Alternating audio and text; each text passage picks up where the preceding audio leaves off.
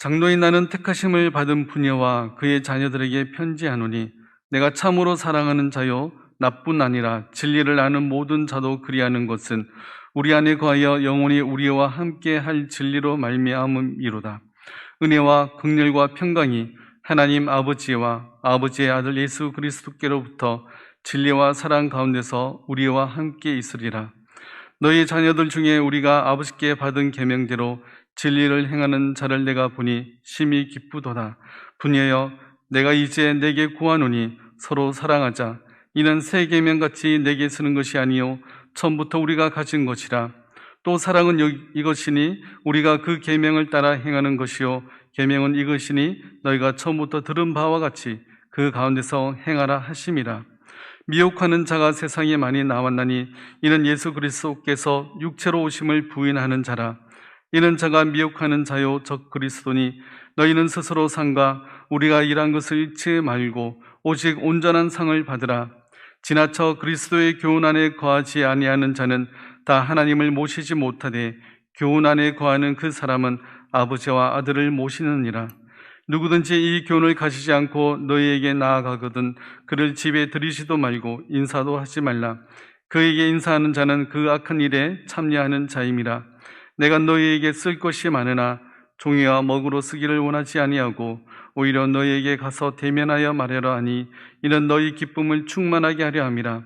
택하심을 받은 내 자매의 자녀들이 내게 문안하느니라. 아멘. 지난주까지 우리가 요한 1서를 보았고요. 이제 오늘은 요한 2서를 보겠습니다. 이 요한 2서는 전부 13절밖에 안 되는 신약 성경에서 가장 짧은 서신입니다.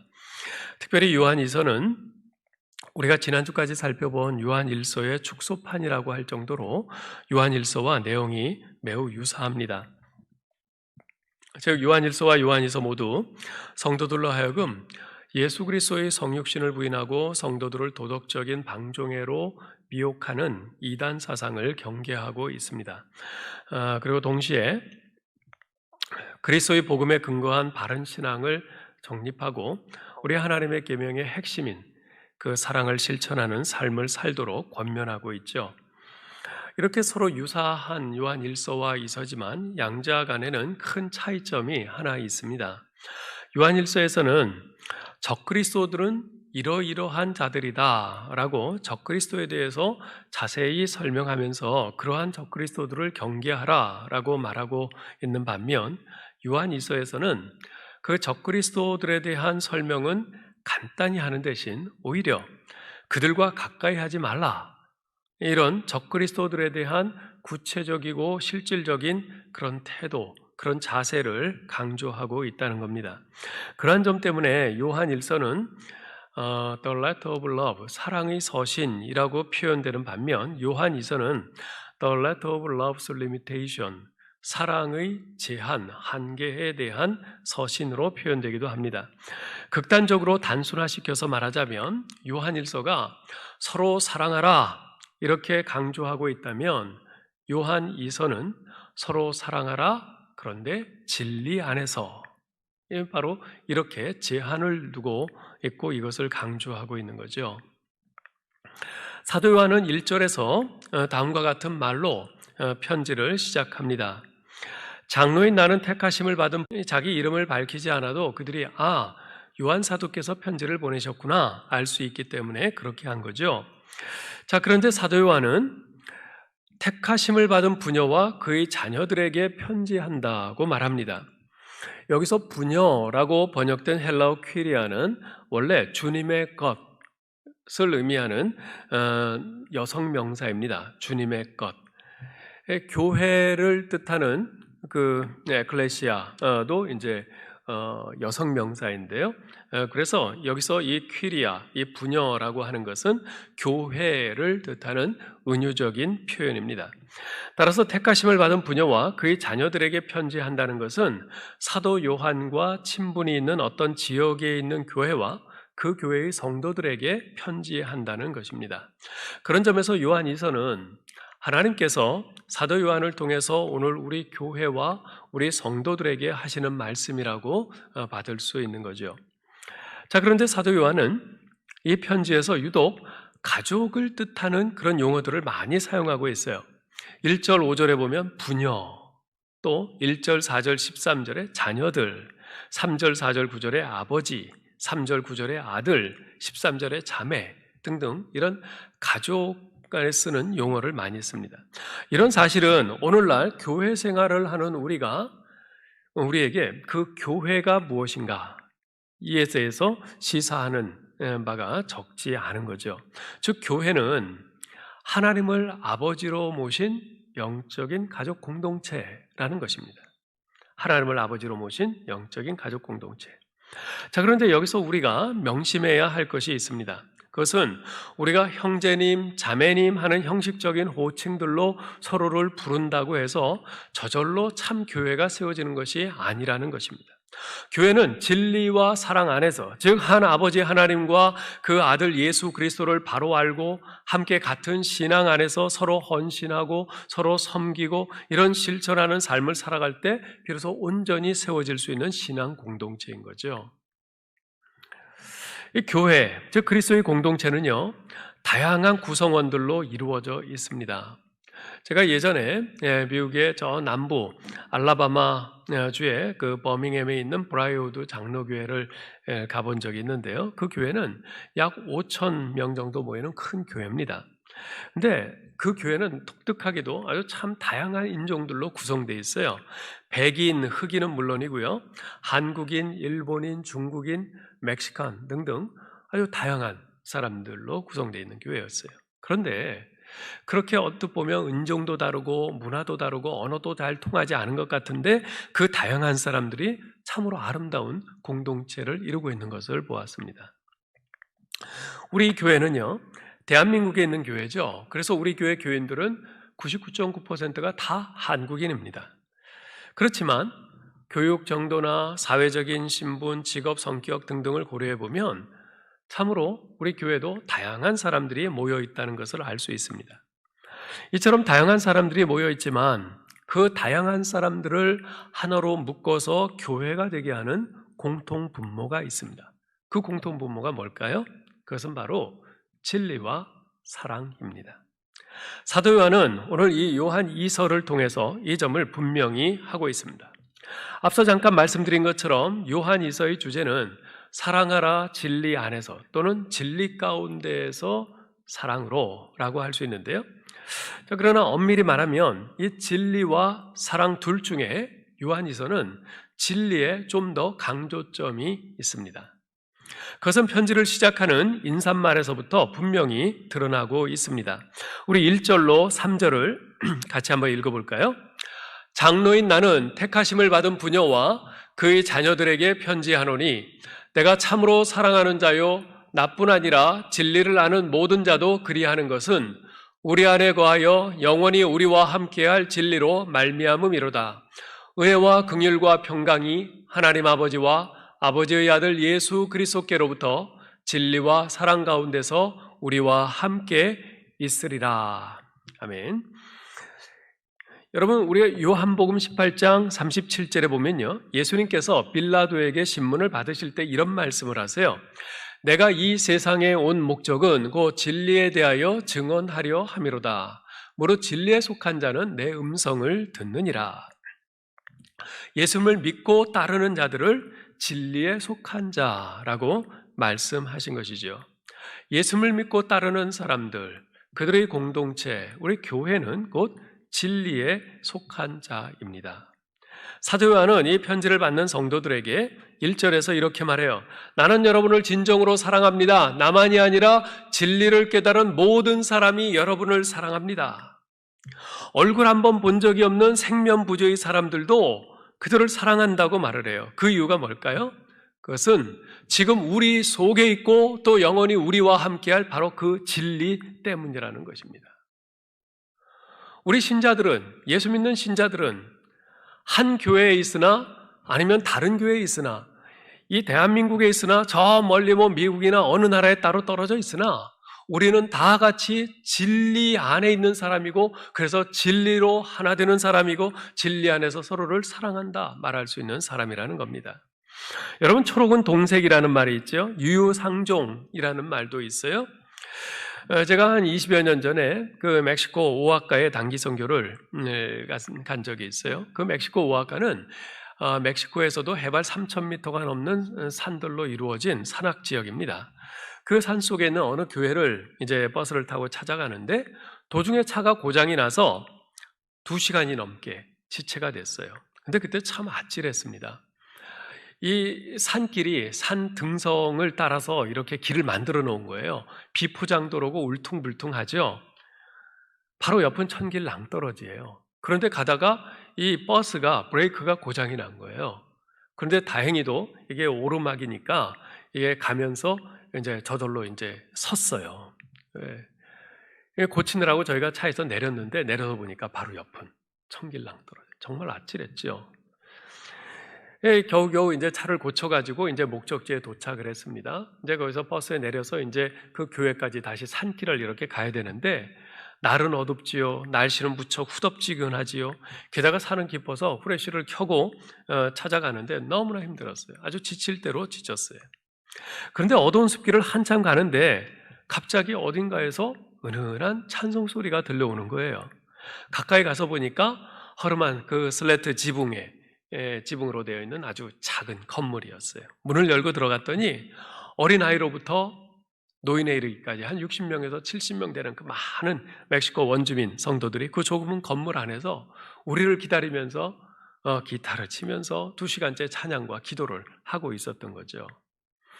저는 지금도 그 깊은 산속 마을 교회에서 그 성도들과 함께 예배드리던 그 기쁨과 감격을 잊지 못합니다. 서로 말은 통하지 않아요. 문화도 다른 사람들이에요. 그런데 우리가 함께 어우러져서 주님을 찬양하고 말씀을 나누고 우리 주님의 이름으로 함께 기도하면서 주 안에서 하나가 되었던 그 경험은 정말 뭐라 형언할 수 없는 가슴 벅찬 경험이었습니다. 여러분, 어떻게 인종도 문화도 언어도 다른 그들과 우리가 하나가 되어서 주님을 찬양하면서 함께 기쁨과 감격을 누릴 수 있었을까요? 그것은 그들과 우리가 진리 안에 있었기 때문에 그렇습니다. 진리이신 예수 그리스도 안에 거하며 진리의 아버지이신 하나님을 믿고 섬기는 사람들이었기 때문에 그런 것입니다. 요한복음 8장 31절 32절에 보면 예수님께서 이런 말씀을 하세요. 너희가 내 말에 거하면 참으로 내 제자가 되고 진리를 알지니 진리가 너희를 자유케 하리라. 그렇습니다. 여러분, 우리 사이를 가로막는 수많은 장애물이 있죠. 단벽이 있어요. 서로 간에 존재하는 수많은 차이점들이 있습니다. 그런데 진리가 우리를 갈라놓는 그 모든 차이로부터 우리를 자유케 합니다. 진리가 우리를 가로막고 있는 그 모든 장벽을 허물고 우리를 하나 되게 합니다. 우리 교회만 하더라도 참으로 교인들이 다양해요. 다른 점들이 너무나 많습니다. 올해 우리 교회의 표가 예수님의 사랑으로 하나 되는 교회인데요. 다른 점들을 생각하면 이렇게 다른 우리가 하나가 된다는 것은 불가능하게 보입니다. 그런데 그 불가능하게 보이는 것이 진리이신 예수님 안에서는 가능합니다. 아니, 오직 진리이신 예수님 안에서만 가능합니다. 그러므로 우리가 진리이신 예수님 안에 거하기를 힘써야 합니다. 진리이신 하나님의 말씀, 성경 말씀을 힘써 배우고 믿음으로 붙들어야 합니다. 그런 점에서 이번 10월 6일부터 시작되는 하반기 성경 공부에 모두들 힘써 참여하셔서 열심히 진리의 말씀을 배우시기 바랍니다. 전에는 직장 문제 때문에 또 시간이 맞지 않아서 이런저런 사정 때문에 참여하지 못하셨던 분들, 특히 우리 남성 교우들도요, 이번에는 온라인으로 해요. 그리고 녹화 방송으로도 여러분 편한 시간대에 얼마든지 할 수 있습니다. 그렇기 때문에 여러분 꼭 참여하셔서 말씀을 배우는 일에 열심을 내실 수 있기를 바랍니다. 특별히 사도 요한은 3절에서 이런 말씀을 합니다. 은혜와 긍휼과 평강이 하나님 아버지와 아버지의 아들 예수 그리스도께로부터 은혜와 진리와 사랑 가운데 우리와 함께 있으리라. 여러분, 은혜와 긍휼이 어떻게 다릅니까?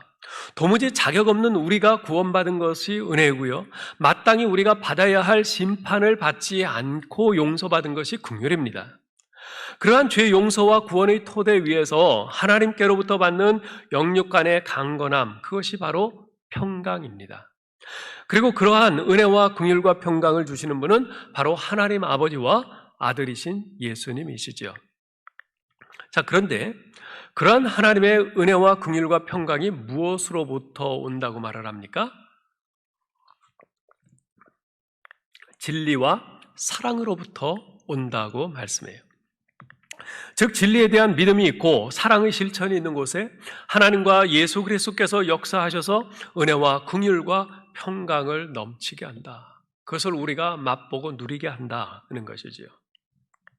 자, 그런데 사도 요한은 4절에서 너희 자녀 중에 우리가 아버지께 받은 계명대로 진리를 행하는 자를 내가 보니 심히 기쁘도다라고 말씀을 합니다. 자, 사도 요한이 뭘 보고 기뻐한다고요? 아버지께 받은 계명대로 진리를 행하는 사람들을 보니까 내가 참 기쁘다라고 말을 해요. 사도 요한의 이 말은 참으로 함께 교회 생활을 하는 우리에게 큰 도전이 됩니다. 제가 이 말씀을 묵상을 하면서 참 마음에 큰 도전을 받았어요. 나는 우리 교우들을 볼 때 그들의 무엇 때문에 기뻐하는가? 그들의 무엇을 보고 기뻐하는가? 이것을 다시금 깊이 생각해 보게 됐습니다. 여러분은 다른 교우들을 볼 때 그들의 무엇을 보고 그들이 무엇 때문에 기뻐하십니까? 그들이 나에게 도움이 되는 걸 보고 기뻐하십니까? 그들이 나에게 어떤 이익을 가져다 주는 것을 보고 기뻐하시나요? 그들이 나에게 잘하기 때문에 그걸 보고 기뻐하시나요? 지금 사도 요한은 그들이 진리를 행하는 것을 보고 기뻐한다고 말씀합니다. 우리는 과연 다른 교우들이 진리를 행하는 것을 보고 기뻐합니까? 혹시 다른 그 무엇 때문에 우리 성도를 기뻐하는 것 아닙니까? 사랑하는 성도 여러분, 진리가 우리를 하나 되게 묶어주는 동아줄입니다. 그러므로 진리를 견고히 붙들어야 합니다. 사도 바울은 디모데전서 3장 15절에서 교회는 진리의 기둥과 터라고 말씀했습니다. 교회가 교회다울 수 있는 것은 진리를 그리고 그 진리 가운데서 사랑을 견고히 붙들 때뿐입니다. 진리와 사랑은 교회를 교회되게 하고 신자를 신자되게 하는 본질입니다. 이것은 다른 어떤 것에도 우선하는 최고의 가치예요. 이것을 다른 하위 가치들과 바꾸지 마시기 바랍니다. 이것을 꼭 기억하실 수 있기를 바랍니다. 자, 그러면 진리를 행한다. 진리를 행한다는 것은 구체적으로 어떤 것입니까? 진리를 행한다는 것은 사실 이것이 오늘 요한 이서에서 가장 핵심적인 내용인데요. 사도 요한은 진리를 행한다는 것은 진리 안에서 참되게 서로를 사랑하는 한편 비진리에 대해서는 철저히 경계하고 배척하라는 것입니다. 다시요. 진리를 행한다는 것은 진리 안에서 참되게 서로를 사랑하는 것이며 반면에 비진리에 대해서는 철저히 경계하고 배척하는 것입니다. 그것이 진리 안에서 행하는 것이에요. 여러분 5절, 6절 말씀을 읽어보죠. 부녀여, 내가 이제 네게 구하노니 서로 사랑하자. 이는 새 계명같이 네게 쓰는 것이 아니요 처음부터 우리가 가진 것이라. 또 사랑은 이것이니 우리가 그 계명을 따라 행하는 것이요 계명은 이것이니 너희가 처음부터 들은 바와 같이 그 가운데서 행하라 하심이라.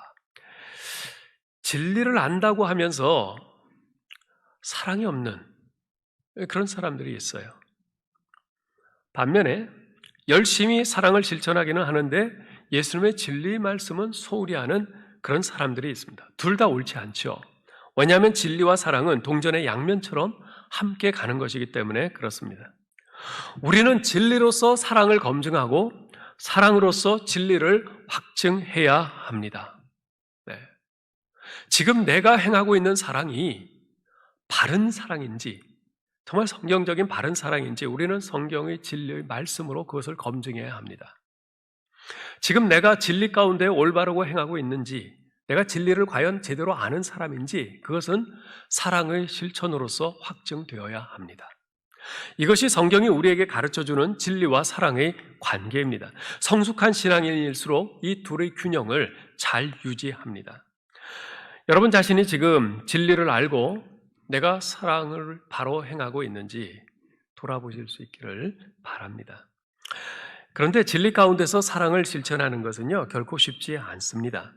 오직 예수님이 사람의 몸을 입고 이 땅에 오신 구세주시라는 이 진리를 믿는 사람만이 진리 안에서 사랑을 실천할 수 있습니다.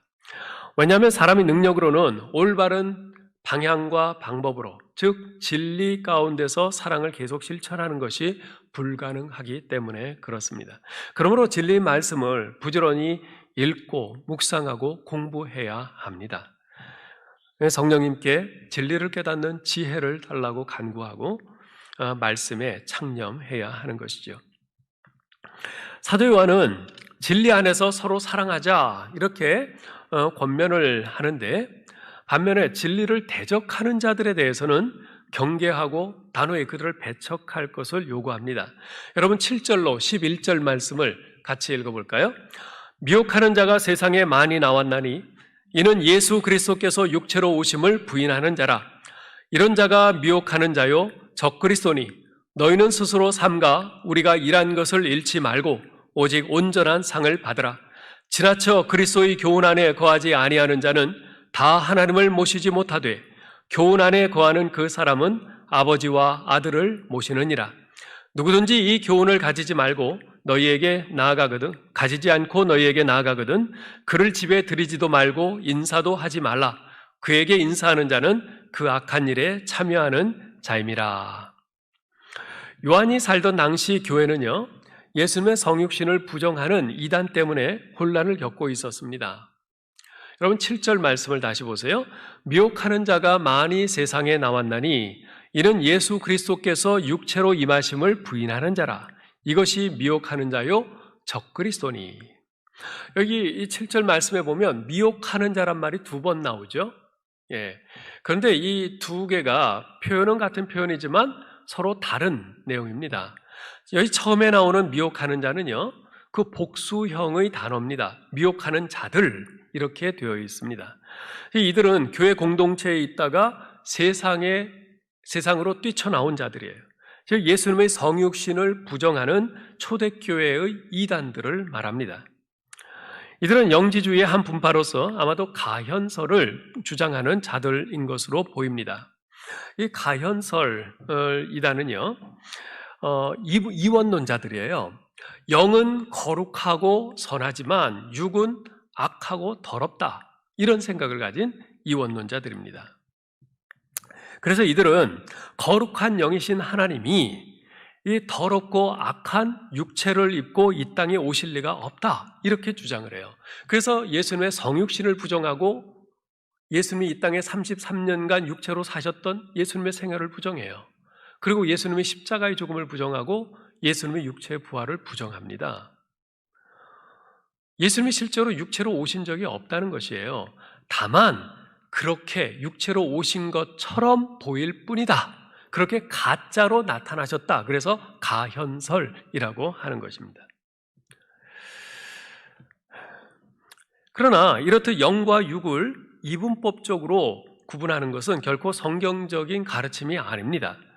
우리 인간의 영과 육은요, 창세기 1장 2장에서 보듯이 하나님께서 선하게 창조하셨어요.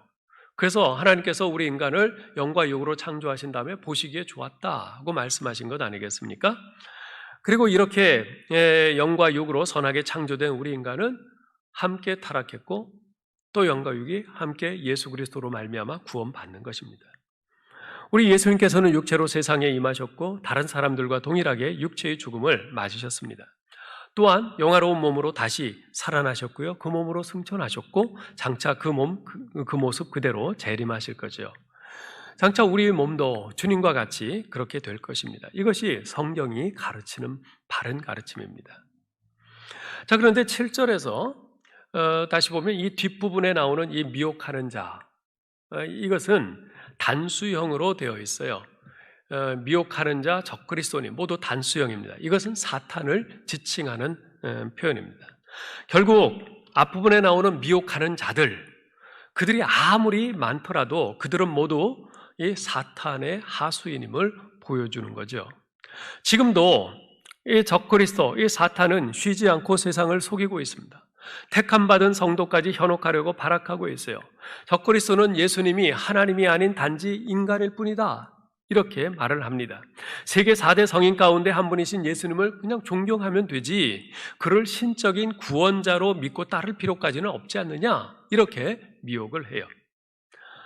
여러분, 마귀는요, 예수님의 신성이나 인성 가운데 하나를 부인하게 만드는 이런 전략을 사용하고 있습니다. 오늘날 이 현대의 자유주의 기독교와 인본주의는 바로 이런 합리성으로 가장한 마귀의 미혹에 넘어간 대표적인 경우입니다. 우리가 성경을 올바로 이해해야 할 필요가 바로 여기에 있어요. 네. 지금 전 세계적으로요, 수많은 신학교들이 있는데 그 가운데 자유주의 신학을 신봉하는 자유주의 신학교들, 그리고 그러한 자유주의 신학자들도 굉장히 많습니다. 우리가 잘 분별을 해야 돼요. 그래서 우리가 그걸 잘 모르고 그냥 신학교래, 신학교 교수래 이러면서 그들이 한 말을 무조건 받아들이면 우리도 자신도 모르는 사이에 이런 사탄의 미혹에 넘어가게 되는 거죠. 네. 오늘날 많은 신학자들 가운데 이런 자유주의 신학을 믿으면서 예수님의 성육신, 예수님의 부활 이런 것을 믿지 않는 사람들이 굉장히 많아요. 또 성경을 대하더라도 그들이 성경을 공부하고 성경으로 박사학위 받은 사람들이지만 성경을 다 하나님으로 믿는 것은 아니에요. 성경 가운데는 하나님의 말도 있고 하나님의 말씀도 있고 인간의 말도 있다. 그것을 잘 구분해야 된다. 그러면서 성경을 난도질 해냅니다. 그런 걸로 박사학위를 받은 사람들이에요. 우리가 조심해야 돼요. 우리가 그런 것을 잘 분별할 수 있기 위해서는 성경을 부지런히 읽고 공부하면서 하나님께 영적인 분별력을 달라고 기도해야 합니다. 그렇지 않고 그냥 일주일에 한 번 교회 와서 겨우 성경 한 번 펴보는 이런 정도로는 곤란합니다. 쉽게 미혹되고 말아요. 여러분, 이 시대는 참으로 정말 사탄이 우는 사자와 같이 두루 다니면서 우리 그리스도인을 삼키려고 기회만 엿보고 있는 참으로 악한 시대임을 기억하셔야 합니다. 자, 그러면 어째서 이토록 끊임없이 이단이 발현하고 사람들이 그들의 말에 계속 미혹되고 있는가? 안팎으로 여러 요인들이 있겠죠. 좀 전에 말씀드린 것처럼 사탄이 계속해서 미혹하려고 찾아다니고 있어요. 근데 우리 교회 내적인 그런 부분에서의 이 이유를 좀 생각을 해볼 필요가 있어요. 그것은 이제까지 우리가 진리를 알고 전하는 일보다 오히려 교회가 세상을 쫓아서 세상에서 더 많이 소유하고 더 유명해지는데 관심을 쏟았기 때문에 그렇습니다. 세상에 우리 이름이 더 알려지고 세상에 우리의 흔적이 더 크게 남기를 바라는 그런 모습으로 더 교회를 크게 짓고 사람들을 더 많이 모으고 우리 이름 내는데 열심을 냈기 때문에 그렇습니다. 돈이면 뭐든지 다 할 수 있다라는 이런 만몬, 우상 숭배, 이것이 교회 안에 팽배해 있는 사상들 아니겠어요? 그로 인해서 점점 개교의 이기주의가 강화되고요. 그로 인해서 나타나는 결과가 바로 성도들 한 사람 한 사람의 영성이 붕괴죠. 예. 교회들이 한 사람 한 사람 교인들이 정말 지금 어떤 영적인 상태에 있는가, 그들이 영적으로 지금 어떻게 잘 성장하고 있는가, 진리 가운데서 바로 성장하고 있는가, 여기에 관심을 갖기보다는 우리 교회 교인이 몇 명이다, 우리 교회 재정이 어떻다, 우리 교회 건물이 어떻다, 우리 교회 시스템이 어떻다, 여기에 더 관심을 갖고 있어요. 교회의 이런 모습을 보고 세상 사람들이 뭐라 합니까? 교회가 썩었다고 그러죠. 개독교라고 합니다. 바로 그 틈을 타서 이단이 발흥하고 뿌리를 깊이 내리는 거죠. 그래서 사도 요한은 8절에서 이렇게 권면합니다. 너희는 삼가 우리의 일한 것을 잃지 말고 오직 온전한 상을 얻으라. 네. 여러분, 지금 사도 요한이 그들을 위해서 그들이 바른 진리 가운데 온전히 설 수 있도록 그들에게 복음을 전하고 그들을 위해서 사랑으로 기도하고 열심히 애썼어요. 그런데 이들이 세상을 쫓아서 그 거짓 선지자들의 그런 미혹되어서 그들이 진리를 떠나가면 이제까지 사도가 이렇게 애쓰고 수고한 것이 다 어떻게 되겠느냐는 거예요. 아무런 보상이 없는 허탈한 것이 되지 않겠느냐. 그럴 수 있다는 거예요. 왜 그런 일이 생깁니까? 무엇을 위해 일하는가? 그것이 관건이에요. 여러분, 지금 이 말은 여기서 사도가 우리의 일한 것이라고 말하고 있기도 하지만 이것은 너희의 일하는 것이라고 그렇게 말할 수도 있어요.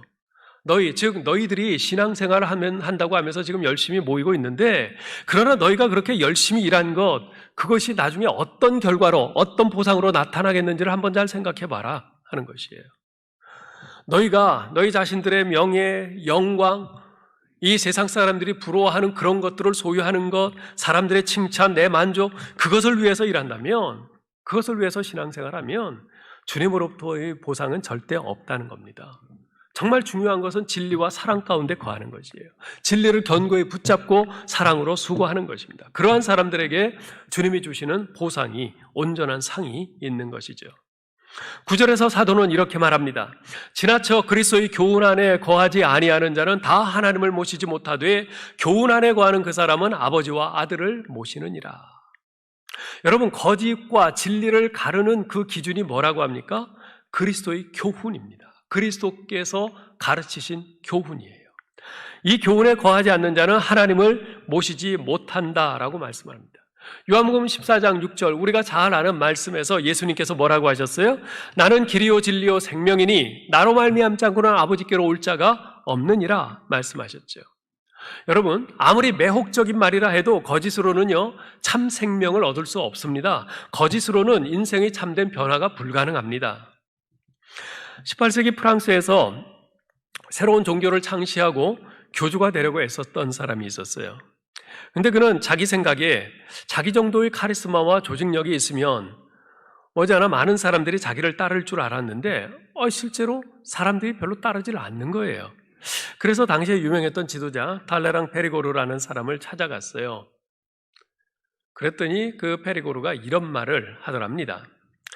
만일 많은 사람들이 당신이 창시한 새 종교를 따르고 당신을 교주로 그렇게 섬기고 따르기를 원한다면 한 가지 방법이 있다. 뭡니까?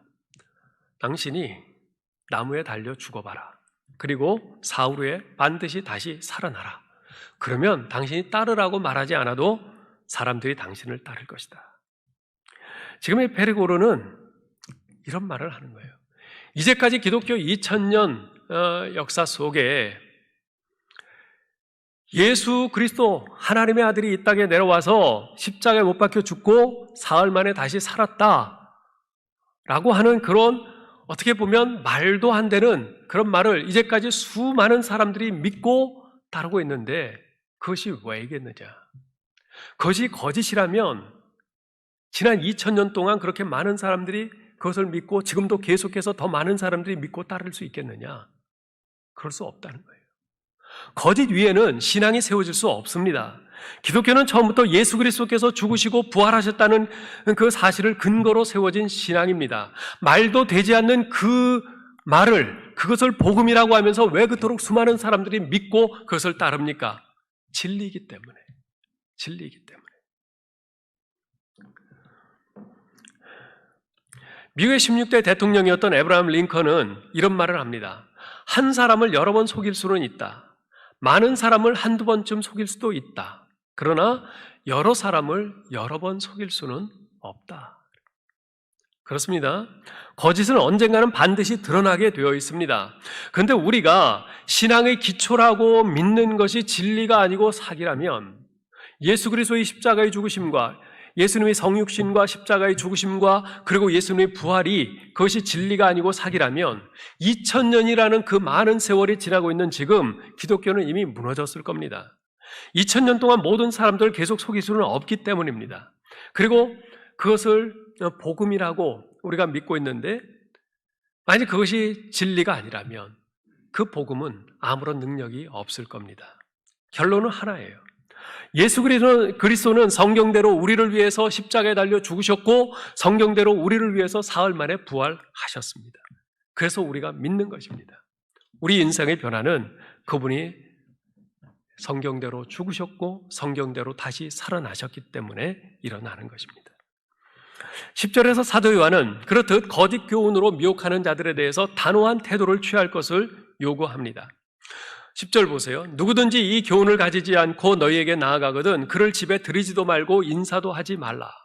사도는 만일 그들이 너희에게 찾아오면 너희는 그들을 집에 들이지 말라고 그래요. 인사도 하지 말라고 합니다. 굉장히 매정하죠? 아주 단호히 배척하라는 겁니다. 왜요? 그들은 너희가 사랑으로 받아줄 대상이 아니라는 것입니다. 사도 요한은 지금 각 교회를 방문하면서 설교를 하고 말씀을 가르치는 순회 교사들, 그 가운데서도 특히 거짓 교사들에 대해서 이야기하고 있습니다. 사도 바울도 고린도 후서에서 이와 비슷한 정황을 언급한 바 있습니다. 고린도 후서 11장 4절에 보면요, 만일 누가 가서 우리가 전파하지 아니한 다른 예수를 전파하거나 혹은 너희가 받지 아니한 다른 영을 받게 하거나 혹은 너희가 받지 아니한 다른 복음을 받게 할 때는 너희가 잘 용납하는구나. 지금 사도 바울은 고린도 교회를 책망하는 거예요. 왜요? 사도 바울을 비롯한 사도들이 전하지 않은 그런 다른 예수를 전하고 또 사도 바울이 전하지 않은 다른 복음을 전하는데 그런 사람들을 잘도 용납한다는 거예요. 정작 진짜 복음을 전한 바울은 의심하면서. 문제는 그러한 자들이 순회교사의 이름으로 온다는 것이었고, 교회는 그런 사람들이 오면은 무조건 잘 환영하고 대접할 그런 의무가 당시에는 있었어요. 그것이 관례였어요. 예. 그렇기 때문에 지금 사도 요한이 하는 말이 지금 그들에게 굉장히 난처한 일이죠. 이제까지 관례상 이런 순회 교사들이 오면은 그들을 환영하고 잘 접대하고 그렇게 하는 것이 관례였고 또 사도들이 그렇게 가르쳐 왔는데, 지금 사도 요한은 인사도 하지 말래요. 인사도 하지 말래요. 어떻게 보면 서로 사랑하라, 그들을 잘 접대하라, 이런 사도 요한은 자신이 한 말을 뒤집는 것처럼 보이기도 합니다. 이런 사도 요한의 말을 어떻게 이해해야 할까요? 지금은 돌아가신 영국의 존 스토트 목사님의 그 해석을 참조해서 좀 말씀드리려고 해요. 우선 여기서 우리가 알아야 할 것이 두 가지가 있는데, 첫째는 여기서 사도가 말하는 대상은 어쩌다 잘못된 이단 교리를 믿는 그런 사람들이 아니라 의도적으로 이런 거짓 교리를 가지고 교회에 들어오려고 하는 공식적인 거짓 교사들에 대해서 하는 말이라는 것입니다. 어쩌다가 미혹이 돼서 단순히 그런 잘못된 거짓 교리들을 믿게 된 그런 사람들이 있죠. 그런 사람들이라면 8절의 경고대로 우리가 조심하면 돼요. 네? 그러나 신천지 추수꾼들 같이 의도적으로 아예 작심을 하고 교회에 가만히 들어와서 거짓 교리로 사람들을 미혹하고 꿰는 그런 거짓 교사들, 이들에 대해서는 단호하게 대처하라는 거예요. 배척하라는 것입니다. 둘째 알아야 될 것은 지금 여기서 너희 집에 들이지도 말라 라고 말씀하는데, 여기서 말씀하는 집은 어느 한 개인이 그냥 살고 있는 그런 집을 의미하는 것이라기보다는 당시에 교회로서, 가정교회로서 모이고 있는 장소로서의 집이라는 것입니다. 예. 당시 초대교회는요, 오늘날과 같은 이런 예배당이 없었죠. 그죠? 성도들이 집에서 함께 모여서 예배하고 성찬식을 행하고 또 말씀을 가르치고 기도하고 그러지 않았습니까? 그런 가정교회를 말하는 것이에요. 네.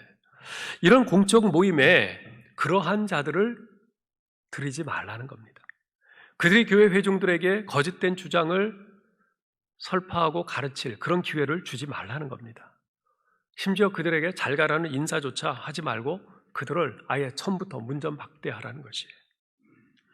이렇게 사도의 명령을 이해한다면 이제 이것이 어떤 내용인지 우리가 비로소 좀 우리에게 감이 오죠.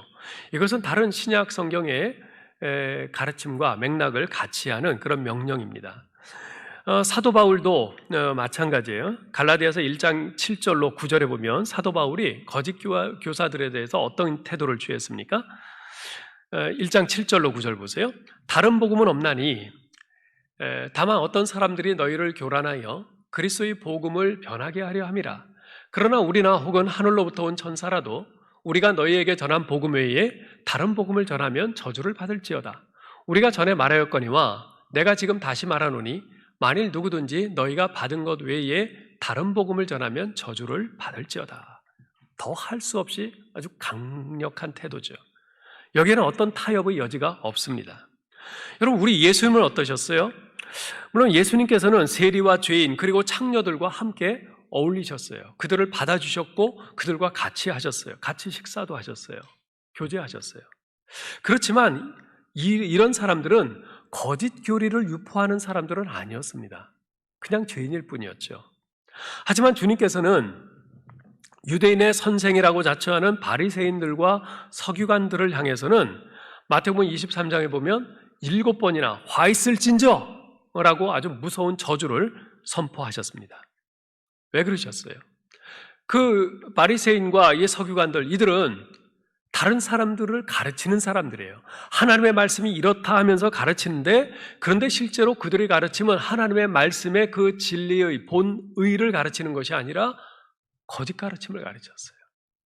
그래서 예수님이 뭐라고 하셨어요? 너희는 너희 자신도 천국에 들어가지 않을 뿐만 아니라 천국에 들어가는 문을 굳게 닫고 다른 사람들로 그곳에 들어가지 못하도록 막으며 그들을 지옥 자식 되게 하는 자들이다.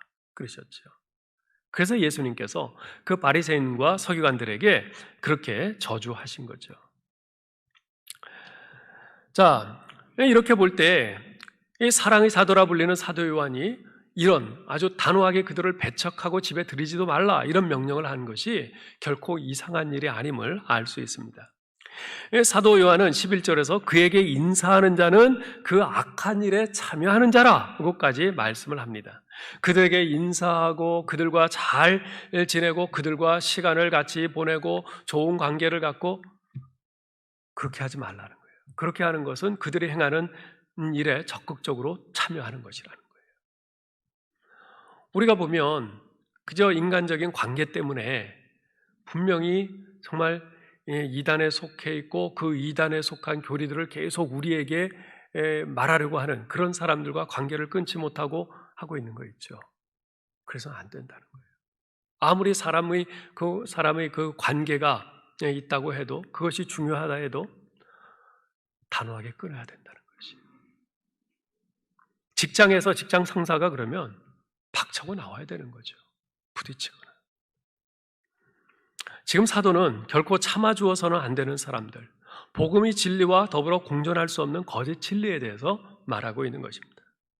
비진리와 복음적 사랑은 같이 갈 수 없습니다. 이 점에서 우리가 생각해 보아야 할 것이 있어요. 여러분, 오늘날 우리 시대가 어떤 시대입니까? 우리 시대가 소중히 여기는 가치가 무엇입니까? 관용이죠. 관용. 자기와 다른 사람들을 받아주고 용납하고 따뜻하게 보듬어주는 것. 이런 관용이 오늘날 우리 시대에 아주 굉장히 큰 덕목으로 그렇게 생각되고 있어요. 그래서 그것에 거슬러서 행하는 사람들에 대해서는 굉장히 배타적인 사람이라고 하면서 속 좁은 사람이라고 하면서 손가락질을 합니다. 오늘날 우리가 말하는 이단들 또는 동성애에 대해서 바로 사람들이 보이는 반응이죠. 그러나 여러분, 우리 그리스도인은요, 이 관용의 가치, 분명히 우리는 관용의 사람들이에요. 예? 분명히 관용은 성경에서 아주 굉장히 강조해서 말씀하고 있는 중요한 덕목 중에 하나거든요. 그렇지만 우리가 정말 죄인들을 받아주고 용납하고 우리가 따뜻하게 보듬고 하는 그런 측면에서의 관용은 우리가 얼마든지 우리가 행해야 하지만, 그러나 그러한 관용이 진리에 대한 무관심이거나 거짓 진리로 말미암는 그런 사랑, 바로 그런 것이어서는 곤란하다는 거죠.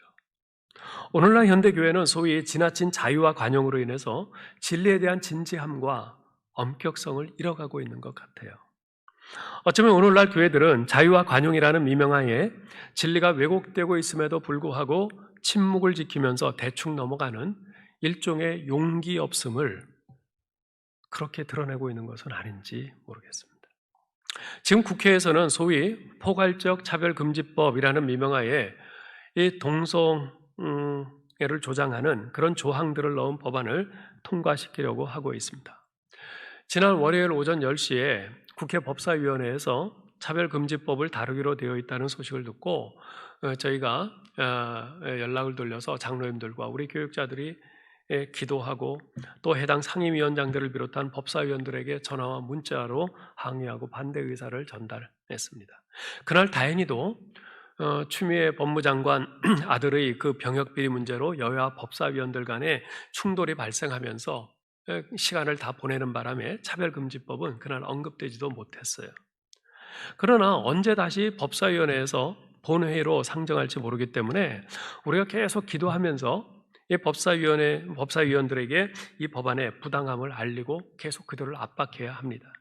그로 인해서 우리 교회가 세상 사람들로부터 속 좁은 배타적인 집단이라는 손가락질을 받을 수도 있습니다. 또 정부로부터 어떤 불이익을 당할 수도 있습니다. 그러나 우리는 하나님의 진리를 믿습니다. 이 세상에 하나님께서 창조하신 성은 오직 남성과 여성 둘밖에 없다는 것을 분명히 믿어요. 그렇기 때문에 남성과 여성 이외에 제3의 성을 용인하는 그것을 인정하는 차별금지법은 이건 하나님의 진리에 반하는 그것은 분명한 거짓임을 우리는 압니다. 그렇기 때문에 우리는 반대할 수밖에 없어요. 하나님께서는 분명히 이 동성애를 이것을 죄악이라고 분명히 말씀하고 있어요. 이것은 어떻게 우리가 용인할 수 있는 문제가 아닌 것입니다. 그렇기 때문에 우리가 하나님의 진리를 믿는 사람으로서 그 진리를 수호하기 위해서 이런 거짓을 진리로 뒤바꾸려는 이러한 차별금지법은 우리가 계속해서 이것은 우리가 철저히 반대해야 되고 목소리를 높여야 되고 우리가 이 일을 위해서라면 어떤 불이익을 당할 것도 각오해야 하는 것입니다. 결코 침묵해서는 안 되는 것이죠. 나치 독일 시절 마틴 리 뮬러라는 신학자가 이런 말을 한 적이 있어요. 나치가 공산당을 숙청했을 때 나는 공산당이 아니라서 침묵했다. 나치가 노조를 숙청했을 때 나는 노조가 아니라서 침묵했다.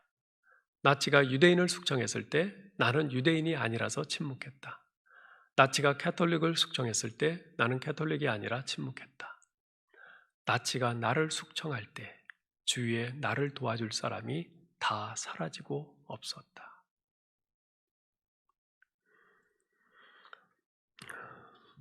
지금 이 마틴 리 뮬러는 나치 독일 시절에 개신교 고백교회의 목사이자 신학자였어요. 공산당 숙청당할 때 난 내 문제 아니니까 침묵했고, 노조 숙청할 때 내 문제 아니니까 침묵했어요. 유대인 숙청했을 때 난 유대인이 아니니까 침묵했어요. 캐톨릭 숙청했을 때 난 개신교인인데 하면서 침묵했어요. 그들이 다 숙청되고 나니까 이 나치 독일이 고백교회를 핍박을 하고 목사들, 성도들을 핍박을 하고 숙청할 때 나를 위해서 그건 틀렸어, 그렇게 하면 안 돼요 라고 말해줄 사람이 아무도 없었다는 이 말이 우리에게 얼마나 큰 경종을 울려주는지 모릅니다.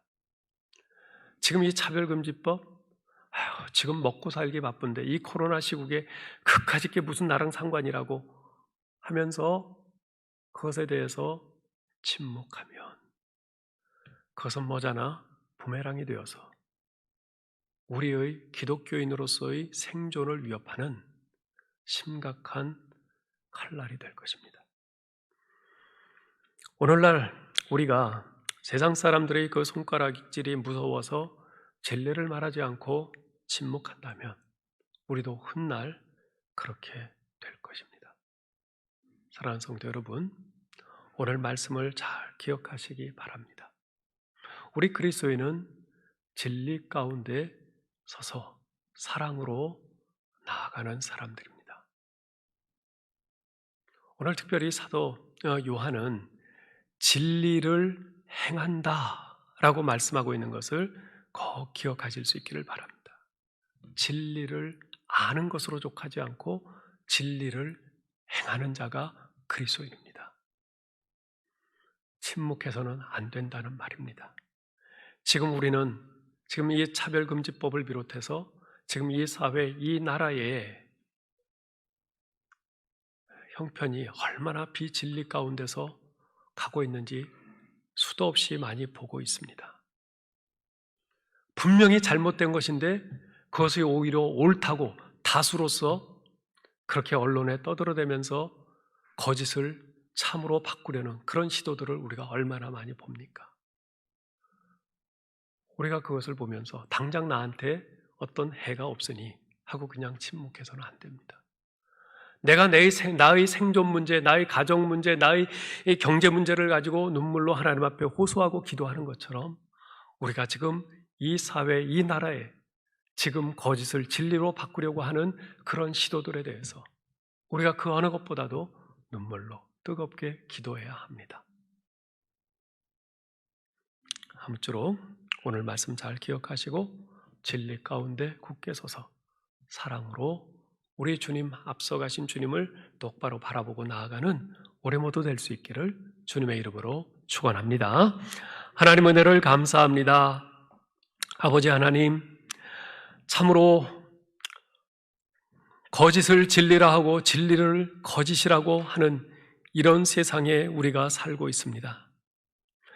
절대적인 우리 하나님의 진리를 상대적인 진리로 바꾸어서 너에게는 진리일지 모르지만 나에게는 아니야 라고 하면서 하나님의 말씀을 약화시키는 그런 시도들을 너무나 많이 보고 있습니다. 그런 것을 보면서도 당장은 나와 직접적인 관계가 없다는 것 때문에 혹시 나에게 불이익이 닥칠까봐 그것이 두려워서 침묵하고 진리를 진리라고 말하지 못하고 거짓을 거짓이라고 말하지 못하는 저희들인 것을 주 앞에 고백합니다. 아버지 하나님, 저희를 불쌍히 여기시고 용서해 주시옵소서. 주여, 저희들에게 진리 가운데 굳건히 서서 걸어갈 수 있도록 은혜를 주시옵소서.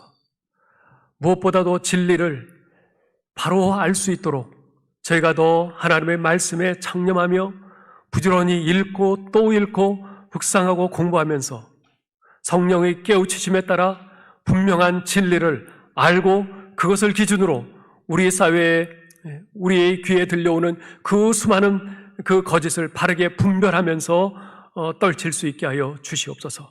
그리고 성령께서 깨닫게 하시는 그 진리를 올바로 딛고 서서 걸어갈 수 있는 믿음의 용기를 더하여 주시옵소서. 그 진리를 행하되 사랑으로 행하는 또 저희들 될 수 있도록 도와주시옵소서. 우리 교회가 그렇게 되게 하시고 우리 한 사람 한 사람이 바로 진리 가운데 사랑으로 바로 행함으로 영적으로 어두운 이 시대에 진리의 불을 밝히고 그 어둠 가운데서 그 죄악 가운데 사망으로 향하고 있는 그 많은 사람들을 진리이신 우리 주 예수 그리스도께로 바르게 인도하는 저희 모두 되게 하여 주옵소서.